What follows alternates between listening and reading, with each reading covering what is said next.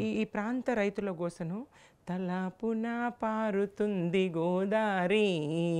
మాసేను మాసెలుక ఎడారి తెలంగాణ రైతు బతుకు అమాసా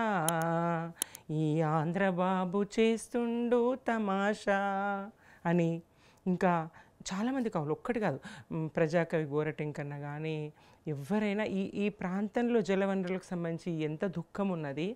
వాళ్ళు పంటలు పండించలేక వెంకన్న గారు వాడతారైతే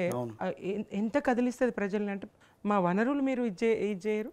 ప్రశ్న ప్రజల్లో వస్తుంది కదా ఒక నాయకత్వం కోసం తెలంగాణ ప్రజలు ఎదురు చూస్తున్నటువంటి సందర్భం విద్యార్థుల బలిదానాలు కాదు అవి ప్రభుత్వ హత్యలు కాల్చి చంపినరు కదా 369 మంది విద్యార్థులను మరి అట్లాంటి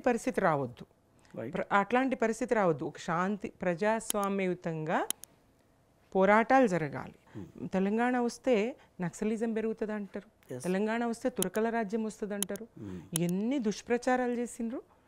కేసీఆర్ గారి నాయకత్వం మీద ఎంత దుష్ప్రచారం అయినప్పటికీ దీన్ని ఒక సుదీర్ఘ పోరాటంగా తొందరపడకుండా తాత్కాలిక వెంటనే మొక్కబెట్టగానే ఫలాలను ఎట్లయితే ఆశించమో పోరాటం తీసుకుపోవాలి ప్రజల్లోకి ప్రజలందరూ రోడ్ల మీదకి వస్తే మరి పొట్టకెట్లా బట్టకెట్లా మరి అది